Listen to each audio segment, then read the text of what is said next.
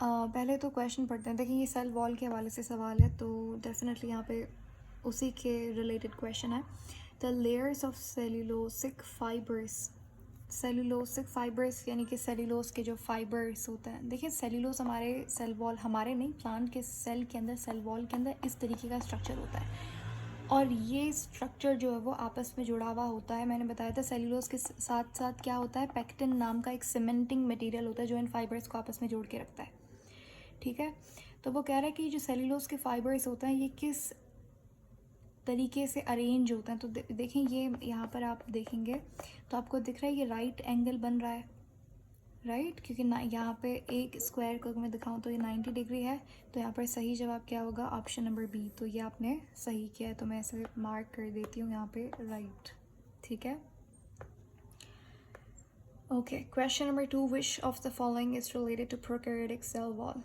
तो यहाँ पर आपको ऐसा ऑप्शन टिक करना था जो कि प्रोकैरियोटिक सेल वॉल से रिलेटेड है। ठीक है, तो हाँ बताएं। all of these Seculus marine and peptidoglycan okay, तो यहाँ पे उसने type of पूछा है कि प्रोकैरियोटिक सेल वॉल के अंदर कौन सी चीज़ उससे रिलेटेड है। तो हमें पता है कि प्रोकैरियोटिक सेल वॉल किस चीज़ से बनी हुई होती है, पेप्टाइडोग्लाइकन से, ये मैंने बताया था, और जिसका दूसरा नाम क्या होता है, म्यूरीन होता है।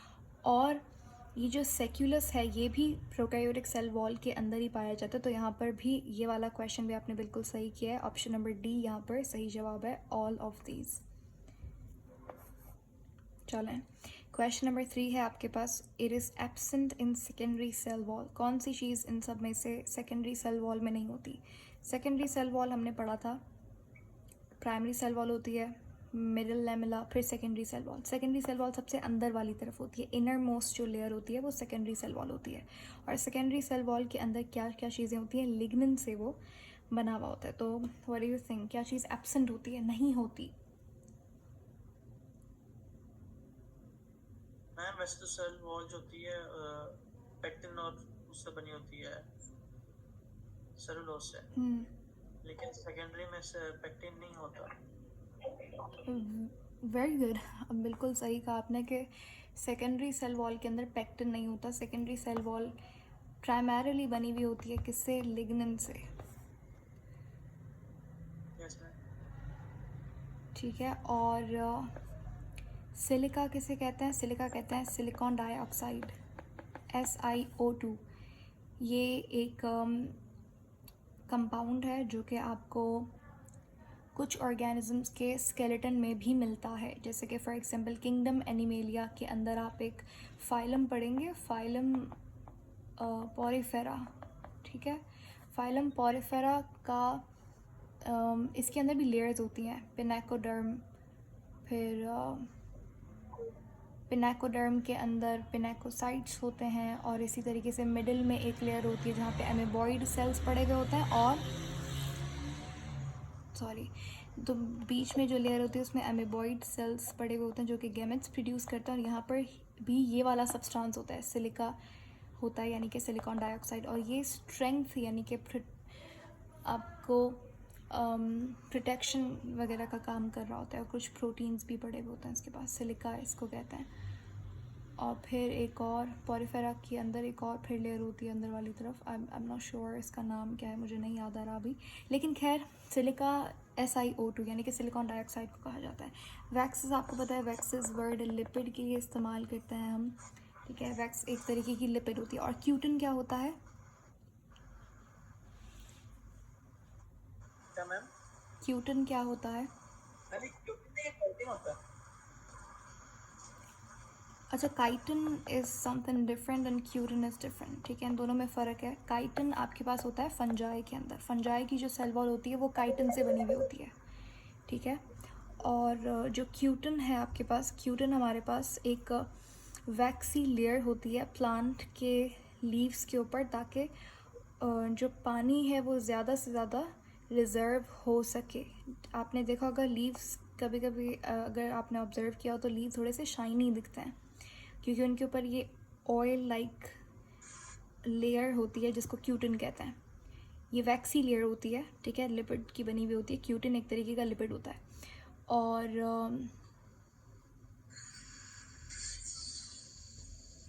ये बेसिकली होती क्यों है, क्योंकि ताकि वाटर उसका लॉस ना हो सके, उसको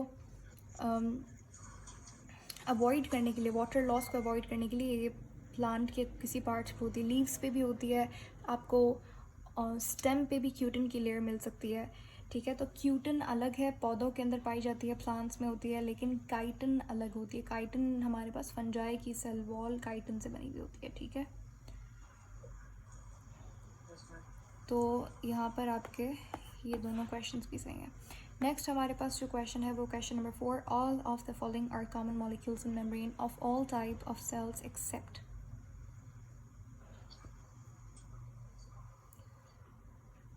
हाँ, ग्लोबुलर प्रोटीन में ग्लोब्यूलर प्रोटीन। ठीक है, इसमें पूछ क्या रहा है, बताएं कि एक ऐसा मॉलिक्यूल बताएं जो कि दुनिया के हर सेल की मेम्ब्रेन, कौन सी सेल मेम्ब्रेन की बात कर रहा है ये, हर सेल मेम्ब्रेन, चाहे वो बैक्टीरिया की हो, प्लांट की हो, एनिमल की हो, उन सब में कॉमन चीज़ क्या होती है। अब यहाँ पे जैसे अगर आप देखें कोलेस्ट्रोल है, ठीक है, तो कोलेस्ट्रोल हमारे पास प्लांट में नहीं होता, तो ये प्लांट्स में नहीं होता। एग्जैक्टली तो ये ऑल टाइप ऑफ सेल में तो नहीं होगा। और यस मैम। एक सेकेंड, सेविंग इमेज।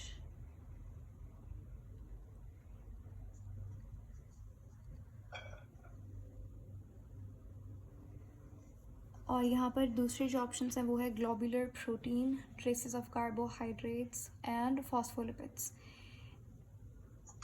अच्छा, यहाँ पे इस क्वेश्चन के अंदर मुझे ये लगता है कि फॉस्फोलिपिड और कार्बोहाइड्रेट्स और ग्लोबुलर प्रोटीन्स, ये तीनों चीज़ें ही हमारे पास सब मेम्ब्रेन्स में मिलती हैं। Yes ma'am. यहाँ पे असल में होना ये चाहिए था क्वेश्चन के all of the which one is not common molecule in all membrane types, तो उस हिसाब से फिर कोलेस्ट्रॉल को हम लोग एलिमिनेट कर देते, ये सही जवाब हो जाता। लेकिन यहाँ पे फॉस्फोलिपिड, कार्बोहाइड्रेट्स और क्या है, ग्लोबुलर प्रोटीन, तो मुझे लगता है कि ये तीनों चीज़ें जो है वो आपके पास सेल मेम्ब्रेन्स में होती हैं, चाहे वो फिर प्लांट की हो या एनिमल की हो या फिर बैक्टीरिया की हो। तो this question was a little bit tricky, तो इसको हम लोग यहाँ पे मार्क कर देंगे ताकि I will confirm it and then share with you the right option. ठीक है, यस मैम। नेक्स्ट क्वेश्चन पे चलता है, क्वेश्चन नंबर 5। इसका आपने क्या मार्क किया है? Question number 5, hydrophobic portion of plasma membrane, inner core of plasma membrane. यानी कि ऑप्शन नंबर डी, सी मैम। सी। ओके, देखते हैं। वो कह रहा है हाइड्रोफोबिक पार्ट जो होता है प्लाज्मा मेम्ब्रेन का, वो किस तरफ होता है, अंदर, बाहर, एक्स्ट्रा सेल्यूलर मैट्रिक्स के अंदर। ओके, तो बेसिकली हमें पता है कि फॉस्फोलिपिड का जो पार्ट्स होता है, वो जो हेड पार्ट होता है वो हाइड्रोफिलिक होता है, जो टेल पार्ट होता है वो हाइड्रोफोबिक होता है, और हमें पता है कि जो हाइड्रोफोबिक पार्ट है वो अंदर की तरफ होता है। ठीक है, टूवर्ड द साइटोस्केलेटन, इसका कोई सेंस नहीं है। Yes ma'am. साइटोस्केलेटन के टूवर्ड नहीं कह सकते आप, तो ये ऑप्शन तो नहीं होगा। टूवर्ड साइटोप्लाज्म यानी कि इस तरीके से होता है, तो ऐसे भी नहीं होता, क्योंकि यहाँ पर हमें पता है कि बायलेयर होती है, तो टूवर्ड द साइटोप्लाज्म फिर हेड पार्ट होता है, हाइड्रोफिलिक पार्ट होता है, ये भी नहीं होगा। टूवर्ड एक्स्ट्रा सेलुलर मैट्रिक्स भी नहीं होगा, क्योंकि अंदर वाली तरफ होता है, क्योंकि अंदर बाहर दोनों तरफ क्या होता है, पानी होता है। साइटोप्लाज्म में भी कुछ ना कुछ पानी है, और फिर आपके पास जो एक्स्ट्रा सेलुलर मैट्रिक्स सेल के बाहर, वहाँ पे भी वाटर है। वहाँ से बचने के लिए हम लोग हाइड्रोफोबिक पार्ट को अंदर की तरफ रखते हैं। ठीक है, तो ये आपने क्वेश्चन बिल्कुल ठीक किया है। फिर है हमारे पास question number 6, which one of the following describes the fluid mosaic model of plasma membrane structure. Okay, what did you do? मुझे लिखने की जरूरत तो नहीं है किस चीज़ की, मतलब कि रजिस्टर या pen. Not really, just make sure कि अगर कोई ऑप्शन गलत हो रहा है then you need to write down कि क्यों गलत हुआ, एंड उसकी एक्सप्लेनेशन बस दिमाग में रखिएगा, उसको लिख भी लें कहीं पे, जो भी पॉइंट एक्स्ट्रा आपको लगता है ये पॉइंट नहीं था लेक्चर के अंदर, तो you can write down that, but otherwise it's okay I guess.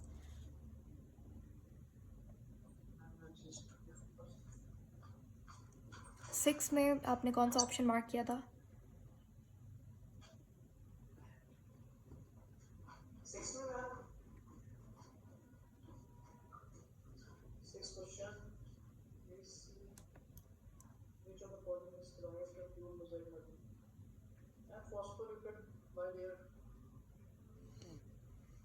मुझे ऑप्शन नंबर्स बताएं, just A B C D. Ma'am B option. B, okay.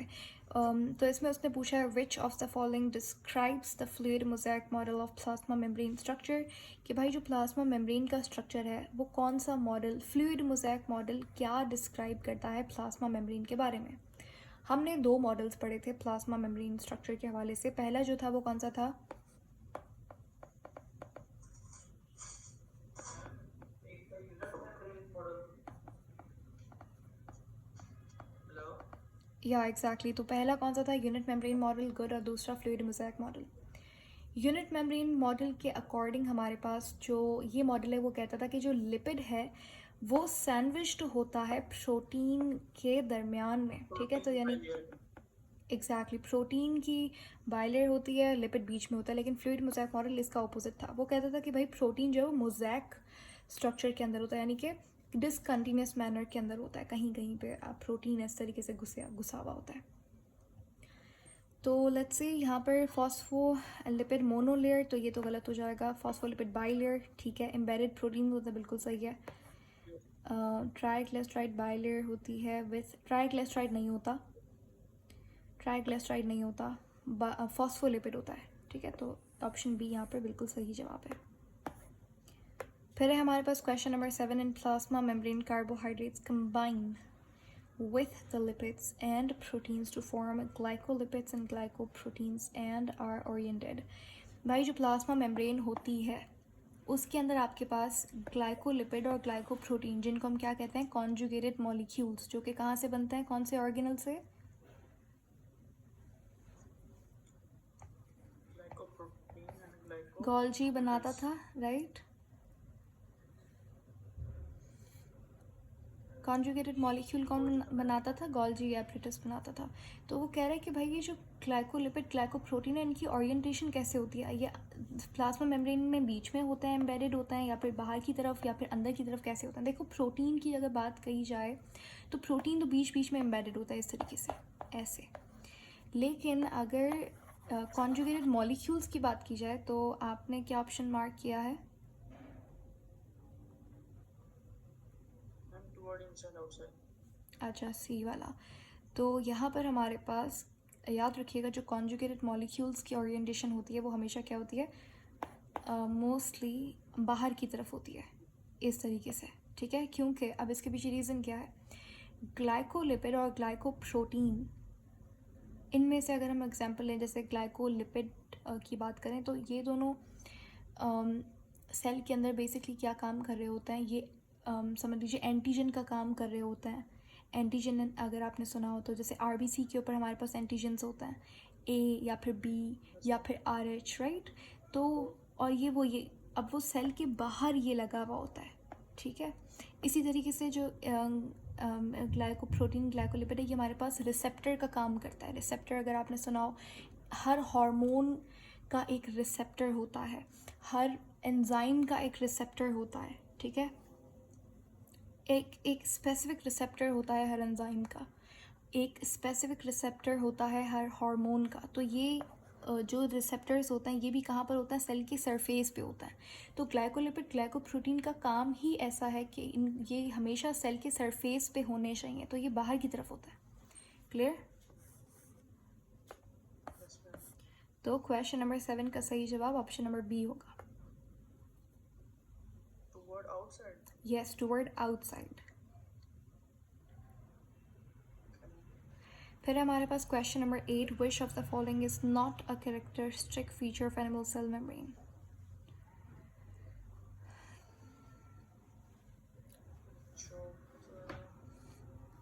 था क्या मार्क किया होगा आपने?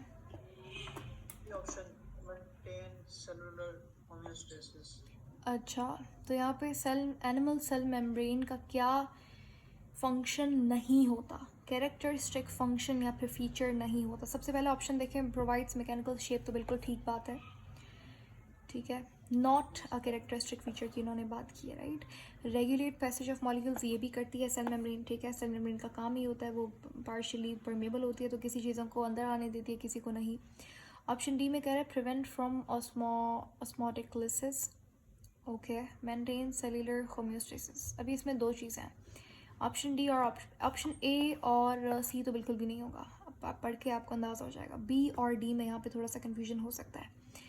तो देखें, ऑप्शन नंबर बी में वो कह रहे हैं मेंटेन सेल्यूलर होम्योस्टेसिस। होम्योस्टेसिस का मतलब क्या होता है? Ma'am maintain the internal temperature environment के मुताबिक। Exactly, not just temperature, homeostasis के अंदर हर चीज़ आ जाती है। जैसे कि फॉर एग्जांपल वाटर का बैलेंस हो गया, टेम्परेचर का बैलेंस हो गया, यानी कि check and balance of everything in the body is called as homeostasis. चाहे फिर वो किसी भी आयन की कंसनट्रेशन हो गई, जैसे सोडियम ब्लड के अंदर इतना है तो वो नॉर्मल परसेंटेज उतनी रहनी चाहिए, तो वो होम्योस्टेसिस होता है। ग्लूकोज अगर बढ़ गई है, दोबारा से वापस लाना है, तो वो होम्योस्टेसिस है, ठीक है। कि बॉडी का चेक एंड बैलेंस जो होता है वो होम्योस्टेसिस कहलाता है, ठीक है। और मैंने आपको इफ़ यू रिमेंबर, तो हमने एक बात की थी टेम्परेचर के हवाले से, सेल मेम्ब्रेन वाले टॉपिक में ही हमने क्या पढ़ा था कि सेल मेम्ब्रेन जो होती है उसके अंदर अगर हमारे पास इस तरीके का स्ट्रक्चर, एक सेकेंड, जो सेल मेम्ब्रेन होती है उसमें फॉस्फोलिपिड है, ये कुछ प्रोटीन्स यहाँ पे लगा दिए, ये कोलेस्ट्रॉल, ये मैंने यहाँ पे कोलेस्ट्रॉल लगाया है, ठीक है। तो वहाँ पे हमने एक बात पढ़ी थी कोलेस्ट्रॉल के हवाले से और अनसैचुरेटेड फैटी एसिड के हवाले से, रिमेंबर? Yes ma'am. क्या क्या पढ़ा था हमने कि कोलेस्ट्रॉल और अनसैचुरेटेड फैटी एसिड क्या करते हैं कि जब भी हमारे पास टेम्परेचर लो होता है तो ये कोलेस्ट्रॉल और अनसैचुरेटेड फैटी एसिड की मदद से हमारे पास जो फ्लूइडिटी है सेल मेम्ब्रेन की वो मेंटेन रहती है। ऐसा ही था, यस मैम। ठीक है। तो यहाँ पर ऑप्शन बी कैरेक्टरिस्टिक फीचर होता है सेल मेम्ब्रेन का, वो भी एनिमल की बात की इन्होंने, ठीक है। तो कोलेस्ट्रॉल तो आएगा इसके अंदर। ऑप्शन डी के अंदर वो कह रहा है कि प्रिवेंट फ्रॉम ऑस्मोटिक लिसिस। देखिए हमारे पास एनिमल की जो सेल मेम्ब्रेन है वो ये काम नहीं करती। अच्छा, अगर आप बात करें प्लांट की सेल मेम्ब्रेन के बारे में तो ये ऑप्शन सही हो सकता था, ठीक है। प्लांट की जो सेल मेम्ब्रेन है वो ऑस्मोटिक या फिर आप कह सकते हैं ऑस्मो रेगुलेशन में काम करती है, लेकिन एनिमल की नहीं करती। अगर आप फॉर एग्जांपल मेरे पास एक एनिमल सेल है, उसके अंदर हम लोग किसी तरीके से जस्ट एग्जांपल आपको दे रही हूँ, यहाँ पे किसी तरीके से हम लोग इसके अंदर वाटर फिल करते हैं, तो हमारे पास जो हमारी सेल मेम्ब्रेन होती है वो इतनी फ्लेक्सिबल या स्ट्रेचेबल नहीं होती कि जितना भी पानी आएगा तो सेल उतनी उस हिसाब से बड़ा होता जाएगा, ऐसा नहीं होता। एक वक्त ऐसा आएगा कि सेल अगर कम्प्लीटली पूरा समझ लें उसकी कैपेसिटी पे टर्जिड हो गया है, यानी कि पानी उसके अंदर इतना ज़्यादा हो गया, तो वो एट लास्ट क्या हो जाएगा, बर्स्ट हो जाएगा, ठीक है। उसको प्रिवेंट नहीं करेगा ऑस्मोटिक लिसिस यानी कि ब्रेक डाउन, पानी की वजह से होने वाला ब्रेक डाउन, उससे प्रिवेंट हमारी सेल मेम्ब्रेन के अंदर सलाहियत नहीं होती ये करने की। हाँ, प्लांट के अंदर होती है, प्लांट के अंदर क्योंकि वैक्यूल भी होता है तो इसीलिए वो पानी को स्टोर भी कर सकता है, लेकिन हमारे अंदर ऐसा नहीं होता, ठीक है। तो ये हमारी सेल एनिमल सेल मेम्ब्रेन का कैरेक्टरिस्टिक फीचर नहीं है, तो यहाँ पर ऑप्शन डी सही जवाब होगा। Is that clear? Yes ma'am. फिर है question number 9, which of the following acts as a receptor site. अभी देखें दोबारा से बात आ गई, रिसेप्टर साइट कौन सी ऐसी चीज़ है जो कि रिसेप्टर साइट की तरह काम करती है प्लाज्मा मेम्ब्रेन। मैंने ये ऑलरेडी एक्सप्लेन कर दिया क्वेश्चन नंबर 7 में आपको।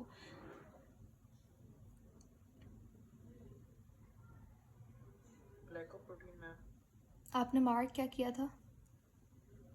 ग्लाइकोप्रोटीन। गुड। तो ग्लाइकोप्रोटीन एज अ रिसेप्टर काम करता है। Glycolipid antigen, I am not sure, इसको कंफर्म कर लेंगे, कंफर्म कर लीजिएगा कि एंटीजन ग्लाइकोप्रोटीन होता है या ग्लाइकोलिपिड। खैर रिसेप्टर हमारे पास ग्लाइकोप्रोटीन होता है।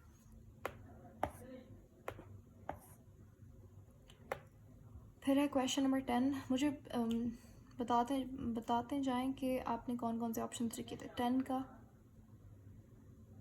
Cell membrane.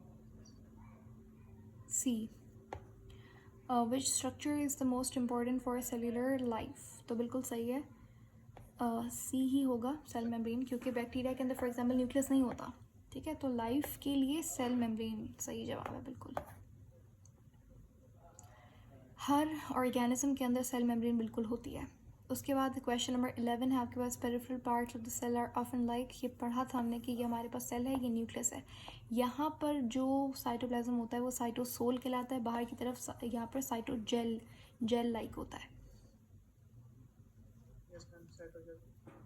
ठीक है, तो पेरिफेरल पार्ट यानी कि बाहर वाला, तो ये बिल्कुल ठीक ऑप्शन सी होगा इसका। Ribosome. All of the following organelles contain DNA except, अच्छा गुड। हर इनमें से सब ऑर्गेनल्स के पास अपना डीएनए होता है। जैसे न्यूक्लियस के अंदर जो हमारे पास सेल्यूलर डीएनए होता है वो होता है, मेन जो डीएनए होता है सेल्यूलर डीएनए वो न्यूक्लियस के अंदर होता है। माइटोकॉन्ड्रिया और क्लोरोप्लास्ट अकॉर्डिंग टू, जी क्लोरोप्लास्ट में लीनियर होता है ना।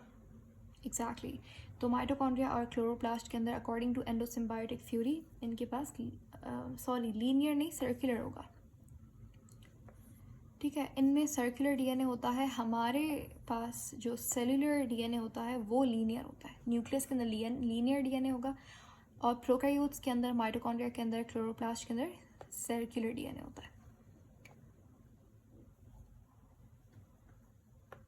अच्छा, उसके बाद है क्वेश्चन नंबर 13। मैम ये मैंने तो ऐसे मिस किया हुआ है, मतलब कि मुझे नहीं समझ आ रही थी इसकी, तो लेकिन मैंने ये ऑप्शन टिक किया है। ओके अच्छा जी, इसमें देखिए ये सवाल आसान था लेकिन थोड़ा सा दिमाग लगाने की ज़रूरत थी। लेकिन इट्स जस्ट कि आपको थोड़ा सा आइडिया होना चाहिए कि पैलिडम है क्या, बॉचुलिनम क्या है, एकोलाई क्या है, ईस्ट क्या है। वो कह रहा है कि 40S is the smaller ribosomal units. मैंने आपको पढ़ाया था यूकैरियोट्स और प्रोकैरियोट्स के अंदर स्मॉलर और लार्जर सब यूनिट्स। तो हम पहले बात करते हैं यूकैरियोट्स की, तो उनके अंदर स्मॉलर वाला कौन सा होता है, लार्जर वाला कौन सा होता है? Smaller 40S, larger 60S। Exactly तो 40S और 60S ये स्मॉलर सब यूनिट होता है राइबोसोम का, ये लार्जर होता है यूकैरियोट्स के अंदर। तो टोटल हमारे पास ये 80S हो जाता है। प्रोकैरियोट्स के अंदर क्या होता है, 40S लार्जर और 30S 30S स्मॉलर होता है, स्मॉलर 50S लार्जर होता है, किसके अंदर, प्रोकैरियोट्स के अंदर। टोटल 70S हो जाता है। ठीक है, अब वो कह रहे हैं कि बताइए इनमें से कौन सा ऐसा ऑर्गेनिज्म का राइबोसोम है जिसका स्मॉलर राइबोसोमल यूनिट जो है वो सब यूनिट जो है वो 40S है। तो हमें पता है कि 40S किसका स्मॉलर सब यूनिट होता है, यूकैरियोट का। तो इनमें से देखना है आपको कि यूकैरियोटिक कौन सा होता है। ई कोलाई एक बैक्टीरिया है, याद रखिएगा। तो इसके अंदर स्मॉलर सब यूनिट 30S होगा, तो ये ऑप्शन तो नहीं होगा। बॉचुलिनम हमारे पास एक बैक्टीरिया है, ये ऑप्शन भी नहीं होगा क्योंकि इनके अंदर स्मॉलर सब यूनिट कौन सा है, 30S है। उसके बाद पैलिडम, ये भी एक बैक्टीरिया है। ठीक है, तो ये भी नहीं होगा। और ईस्ट जो है ये लिखा हुआ यीस्ट है लेकिन इसको पढ़ते ईस्ट है, बहुत सारे लोग यीस्ट भी कहते हैं लेकिन ईस्ट होता है, वाई साइलेंट। ईस्ट हमारे पास क्या है, एक तरीके का फंजाई है, और फंजाई हमें पता है क्या है, यूकैरियोटिक है। तो इसके अंदर स्मॉलर सब यूनिट कौन सा होगा, 40। सही जवाब क्या है, C. Got it. Yes ma'am. उसके बाद question number 14, identify non membranous organelle from the following, what do you think? Endoplasmic reticulum, नहीं राइबोसोम। गुड, ये हमने पढ़ा था। नॉन मेम्ब्रेन ऑर्गेनल कौन सा, यहाँ पे राइबोसोम है। ठीक है, इन सब के पास मेम्ब्रेन होती है, बल्कि क्लोरोप्लास्ट और न्यूक्लियस के पास डबल मेम्ब्रेन ऑर्गेनल्स होते हैं ये लोग। इसके पास सिंगल मेम्ब्रेन बाउंड ऑर्गेनल है ये। नेक्स्ट क्वेश्चन हमारे पास 15 से लेकर 20 तक एंडोप्लाज्मिक रेटिकुलम से रिलेटेड क्वेश्चंस हैं. क्वेश्चन नंबर 15 में कह रहा है which of the following best describes the function of RER in eukaryotic cell. synthesize the protein. Exactly RER का फंक्शन क्या होता है? प्रोटीन को सिंथेसाइज करना. अब देखें ग्लाइकोसाइलेशन ऑफ प्रोटीन ये गोल्जी का काम है. सिंथेसिस ऑफ लिपिड ये SER का काम होता है. सिंथेसिस ऑफ राइबोसोम ये न्यूक्लियोलस का काम होता है. सिंथेसिस ऑफ प्रोटीन हमारे पास राइबोसोम का काम होता है, लेकिन राइबोसोम कहाँ पे होता है? RER के पास होता है, तो इसीलिए C ऑप्शन यहाँ पर बिल्कुल ठीक है. फिर question number 16.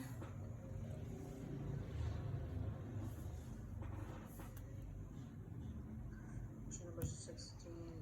Which of the following statement is incorrect regarding the endoplasmic reticulum? RBCs, lake and RER and SER. Option A, B, C और D. Option B. अच्छा, जस्ट से द ऑप्शन ताकि पता चल जाए कि what option did you mark. So you said C. Let's see if C is right or not. B. Sorry, B or D or C? B. B. Okay. I'm sorry. देखते हैं which of the following statement is incorrect. भाई incorrect statement कौन सी है? RER के हवाले नहीं, बल्कि ER general इन्होंने बात की है ER के हवाले से. तो plasma cells have RER in abundance. ठीक है. प्लाज्मा सेल्स उसके बाद कह रहा है RER is more than SER in adipose tissues. देखें ये स्टेटमेंट जो है ये गलत लग रही है मुझे, क्योंकि एडिपोज टिश्यू. चले ऑप्शन B और D भी पढ़ लेते हैं. पहले चले C को एक्सप्लेन कर देते हैं हम लोग. एडिपोज टिश्यू क्या होता है? एडिपोज टिश्यू हमारे पास जो फैट की लेयर होती है हमारी बॉडी के अंदर, वो एडिपोज टिश्यू से बनी हुई होती है. ये फैट लेयर होती है, फैट टिश्यूज़ होते हैं ये. ठीक है. और फैट यानी कि लिपिड. तो लिपिड किससे रिलेटेड है? SER से रिलेटेड है. तो एडिपोज टिश्यू के अंदर SER ज़्यादा होनी चाहिए RER से, ऐसा ही है. लेकिन यहाँ पे ये कह रहा है RER ज़्यादा होती है SER से. चलें देखते हैं. उसके बाद कह रहा है RBCs के पास RER और SER नहीं होती. ठीक है. वैसे हमने पढ़ा था कि RER के पास न्यूक्लियस नहीं होता. सही है. और मेच्योर्ड RBC के पास RER और SER भी नहीं होती. मैंने बताया नहीं था आपको, लेकिन लिख लीजिएगा. न्यूक्लियस का पढ़ा था हमने, RER SER नहीं बताया था मैंने, लेकिन ये स्टेटमेंट बिल्कुल ठीक है. सही है. और फिर बात कर रहा है hepatocyte cells both RER and SER. ये भी सही है. लिवर सेल्स के पास SER RER दोनों होती है. यहाँ पे इनकरेक्ट स्टेटमेंट कौन सी? ऑप्शन नंबर C, जो कि मैंने आपको एक्सप्लेन कर दिया है. तो लेट मी नो ये क्लियर है आप क्वेश्चन. मैम आपकी आवाज़ ब्रेक हो रही है. अच्छा, how is it now? Better ma'am. Okay. तो question number C is clear, या फिर इसको एक्सप्लेन करें दोबारा से?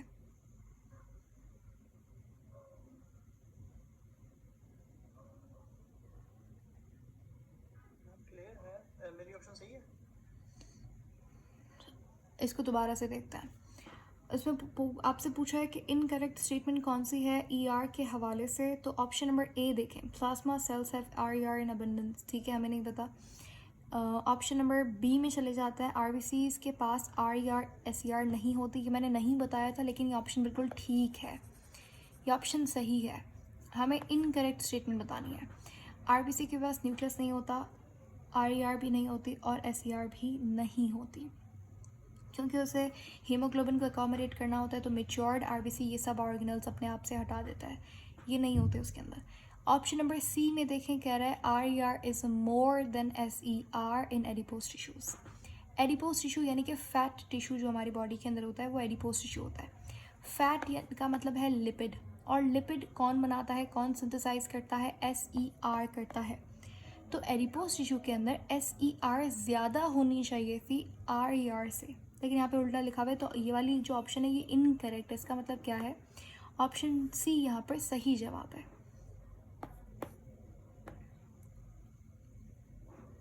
ठीक है,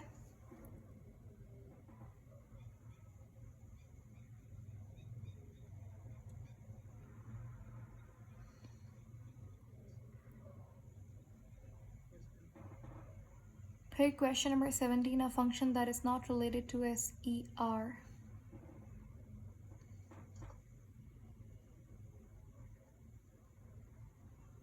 ऑप्शन बताएं।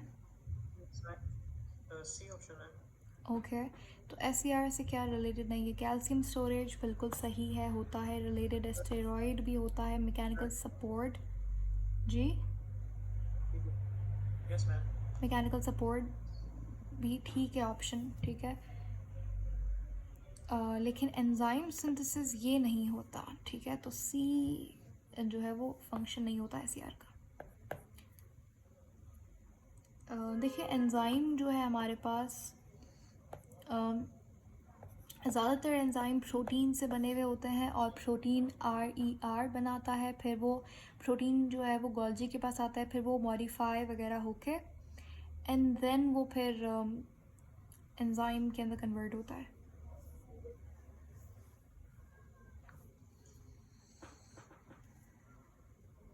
अच्छा, यहाँ पर अगर आपसे पूछा जाए कि एंजाइम कौन बनाता है तो फिर उस केस में आप क्या कहेंगे?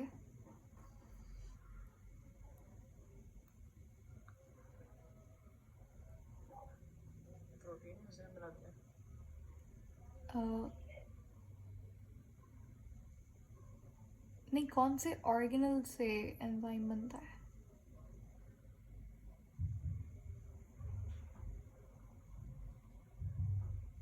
गोल्जी से मैम। कह सकते हैं हम, ठीक है, क्योंकि एंजाइम प्रोटीन से बनता है और प्रोटीन कौन बनाता है? राइबोसोम बनाता है, ठीक है।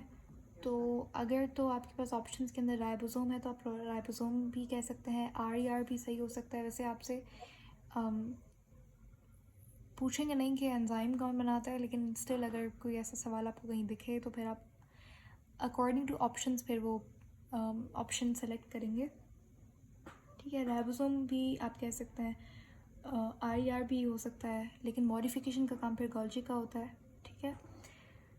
उसके बाद क्वेश्चन नंबर, चलें ये सही है। क्वेश्चन नंबर 18 पे चलते हैं। Which of the following organelle is associated with single membrane?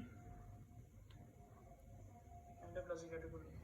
Exactly, इन सब की क्या होती है? डबल मेम्ब्रेन होती है। Yes ma'am. क्वेश्चन नंबर 19 बताइए। Which of the following function is perform by both types of endoplasmic reticulum? इन सब में से डी ऑप्शन है, क्लासिफिकेशन ऑफ हार्मफुल ड्रग्स। वो कह रहा है कि इस दोनों टाइप्स में से कौन सा, दोनों टाइप्स यानी कि RER SER दोनों मिलकर ये फंक्शंस करती हैं। प्रोटीन सिंथेसिस कौन करता है? RER करती है। मसल कॉन्ट्रैक्शन किसका काम है? SER, क्योंकि कैल्शियम स्टोरेज वो करवाता है।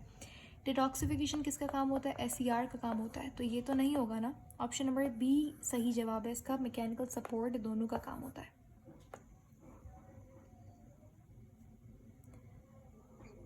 क्वेश्चन नंबर 20 आपके पास। Which of the following organelles is responsible for the production of steroid hormones? तो स्टेरॉइड हार्मोन्स यानी कि लिपिड की बात हो रही है, तो वो कौन सिंथेसाइज करता है? C option, smooth endoplasmic. Exactly, तो SER स्टेरॉइड। उन्होंने डायरेक्ट आपको लिपिड नहीं दिया, लेकिन बता दिया steroid hormone. Steroid is a type of lipid, ठीक है। ड्राइव्ड लिपिड का ये टाइप होता है। मतलब लिपिड कम्प्लीटली लिपिड नहीं होता, लिपिड की तरह इसकी बिल्कुल प्रॉपर्टीज़ होती हैं, इसलिए हम लोग कहते हैं ये लिपिड है। तो स्टेरॉइड लिपिड बोल सकते हैं आप, एक तरीके का लिपिड होता है और SER सिंथेसाइज करता है। क्वेश्चन नंबर 21 है हमारे पास।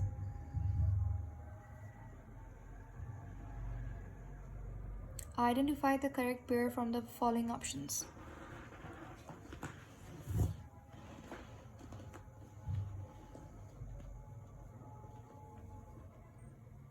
मैम प्रोटीन सिंथेसाइज और SER। ओके आपको राइट पेयर को चूज़ करना है। डीएनए रेप्लिकेशन राइबोसोम का काम नहीं होता। एन एरोबिक रेस्पिरेशन क्रिस्टा के अंदर नहीं होती, साइटोप्लाज्म में होती है, बताया था मैंने। मॉडिफिकेशन गोल्जी में होती है। प्रोटीन सिंथेसिस एससीआर में नहीं होता, तो आपने बी कैसे किया? आरईआर में होता है ना प्रोटीन सिंथेसिस। तो करेक्ट ऑप्शन आपको बतानी थी, तो करेक्ट तो मॉडिफिकेशन गोल्जी में होती है, बिल्कुल सही है। ऑप्शन डी इसका सही जवाब होगा।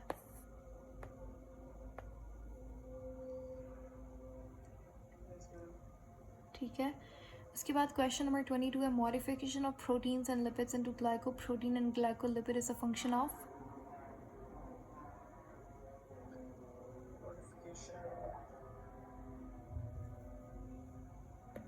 लिपिड, अब यहाँ पे आपको ये पढ़ने की ज़रूरत ही नहीं है, आप उसने बता दिया भाई प्रोटीन की मॉडिफिकेशन कौन करता है।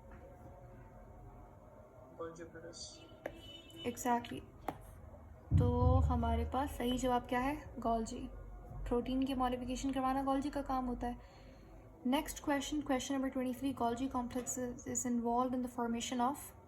किसकी फॉर्मेशन करवाता है गोल्जी कॉम्प्लेक्स? लाइसोसोम की। ठीक है, तो यहाँ पर सही जवाब क्या होगा? लाइसोसोम। क्योंकि लाइसोसोम हमारे पास एक वेसाइकल होता है जो कि बनता कहाँ से निकलता है? एक सिक्रेटरी वेसाइकल होता है जो कि गोल्जी के ट्रांसफेस से निकल रहा होता है, राइट। उसके बाद क्वेश्चन नंबर 24 है हमारे पास, the transport of secretory proteins takes place through organelles in which of the following order. तो हमारे पास जो सिक्रेटरी प्रोटीन है वो किस तरीके से, कौन से ऑर्डर के अंदर ट्रांसपोर्ट होता है?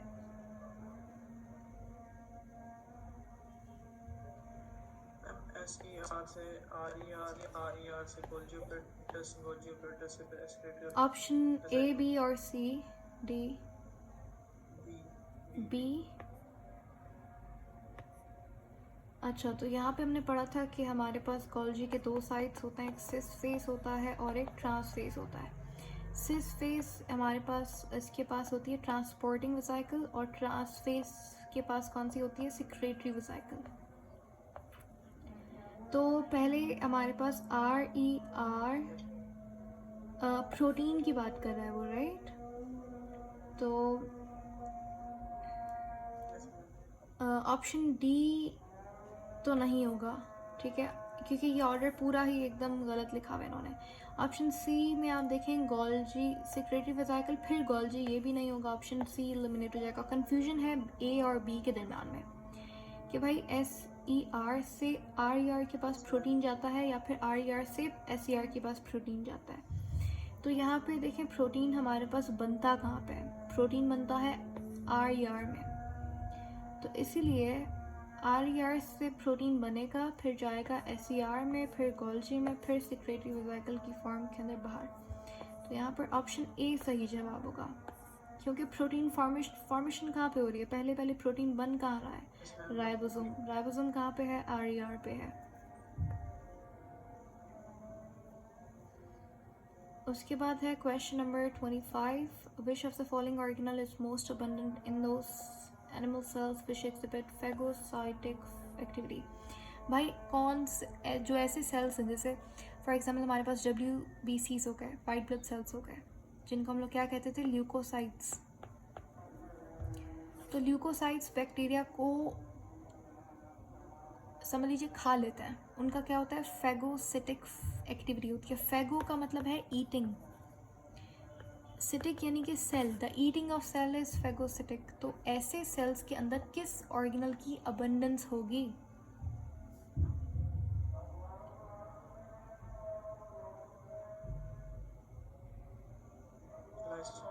लाइसोसोम की, ठीक है, क्योंकि हमें पता है लाइसोसोम के पास हाइड्रोलिटिक एंजाइम्स होते हैं जो कि यही काम करता है। आपने अमीबा का भी हमने एग्जांपल पढ़ा जहाँ पे एग्जैक्टली, तो इस वजह से ऑप्शन बी यहाँ पर, सी यहाँ पर बिल्कुल सही है। उसके बाद क्वेश्चन नंबर है हमारे पास 26, strictly speaking autophagosomes are actually what. ये थोड़ा सा मुश्किल सवाल है।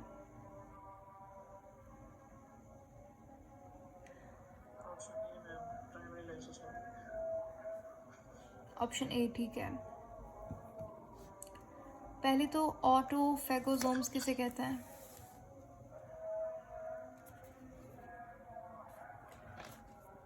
मैम इसमें नेक्रोसिस होती है, जिसमें नेक्रोसिस होती है। सेल्फ ईटिंग, नेक्रोसिस तो सडन डेथ होती है। Plant death, apoptosis. एपोप्टोसिस तो ऐसे स्ट्रक्चर को आप ऑटोफेगोसोम कहेंगे। मैम जिनमें सेल्फ ईटिंग सेल्स होती है। मतलब एग्जैक्टली ऑटो का मतलब है खुद का, ठीक है, और फेगो का मतलब है ईटिंग। जोम यहाँ पे हम लोग एक जो बॉडी लाइक स्ट्रक्चर बनता है राउंड सा, उसको हम लोग जोम बोल रहे होते हैं। तो ऑटोफेगोसोम का जैसे फॉर एग्जांपल हमारे पास माइटोकॉन्ड्रिया है, माइटोकॉन्ड्रिया पुराना हो गया, अब वो लाइसोसोम के साथ जाके अटैच हो जाएगा और वहाँ पे उसकी क्या होगी, डाइजेशन हो जाएगी हाइड्रोलिटिक एंजाइम्स की मदद से। तो उस स्ट्रक्चर को, वो जो लाइसोसोम और जो माइटोकॉन्ड्रिया मिला है, उसको आप क्या कहेंगे, ऑटोफेगोसोम कहेंगे। लेकिन वो पूछ रहा है कि जो लाइसोसोम है हमारे पास वो प्राइमरी है, सेकेंडरी है, टर्शरी है या फिर क्वार्टिनरी है। तो आपने मुझे ऑप्शन क्या बताया, आपने कौन सा ऑप्शन लिख किया यहाँ पे? A option primary. Okay primary. तो यहाँ पे इफ़ यू रिमेंबर हमने अमीबा के अंदर पढ़ा था। यस मैम, ये ट्रांसपोर्ट करता है ना प्राइमरी। प्राइमरी का काम क्या होता है? प्राइमरी का काम होता है, जैसे फॉर एग्जांपल हम लोग बात ऑटोफेगोसोम का मतलब है कि अपना ही ऑर्गेनल उसे करवाना है। तो ये लाइसोसोम जाके अटैच हो गया। देखें एक ऐसा लाइसोसोम जो कि अभी फ्रेशली बना है, जिसने कोई काम नहीं किया, उसे हम कहते हैं प्राइमरी लाइसोसोम। जब ये जाकर माइटोकॉन्ड्रिया से अटैच होगा, इसकी डाइजेशन करेगा, तो जो डाइजेशन करवाता है वो कौन सा होता है, वो सेकेंडरी होता है, ठीक है। तो ऑटोफेगोसोम जो फेगोसाइटोसिस करवाएगा, जो लाइसोसोम जो डाइजेशन करवाएगा, वो कौन सा होगा,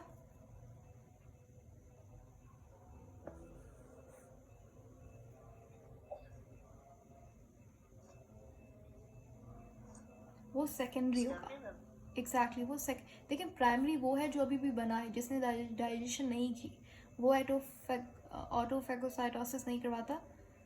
साइटोसिस नहीं कह सकते आप, ऑटोफेगोसोम नहीं फॉर्म करता। लेकिन देखिए डाइजेशन का जो हमने अमीबा के अंदर ये चीज़ मैंने एक्सप्लेन की थी कि जो फूड वैक्यूल के साथ जब लाइसोसोम अटैच होता था उसको हम सेकेंडरी लाइसोसोम कहते थे, और फिर जो अनडाइजेस्टेड मटेरियल था, वेस्ट मटेरियल था, उसको रेजिडुअल बॉडी यानी कि टर्शरी लाइसोसोम कहते थे। तो जो डाइजेशन करवा रहा था वो सेकेंडरी लाइसोसोम था।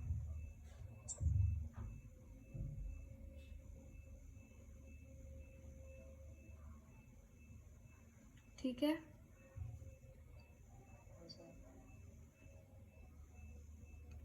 उसके बाद हमारे पास it is a disease characterized by the accumulation of lipid in the brain. ये हमने पढ़ा था साफ साफ। क्या ऑप्शन आपने मार्क किया है?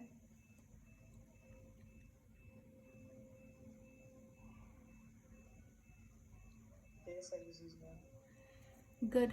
तो हमारे पास दो तरीके की डिजीज़ मैंने पढ़ाई थी आपको लाइसोसोमल स्टोरेज डिजीज़ के हवाले से। एक थी टेसेक और एक ग्वाचर्स, ये हमने नहीं पढ़ी थी।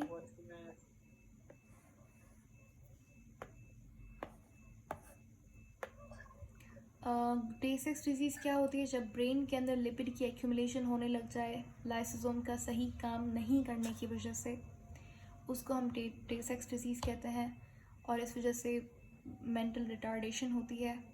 ग्वाशर डिजीज़ के अंदर क्या था, जब लिवर स्प्लीन के अंदर लिपिड की एक्यूमुलेशन हो, उनकी एनलार्जमेंट हो जाए, तो वो ग्वाशर डिजीज़ थी। फिर है हमारे पास question number 28, the organelle not found in east.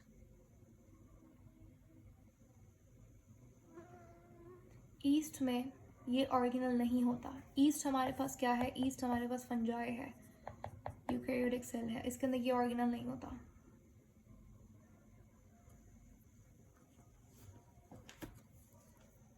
क्या ऑप्शन मार्क किया आपने?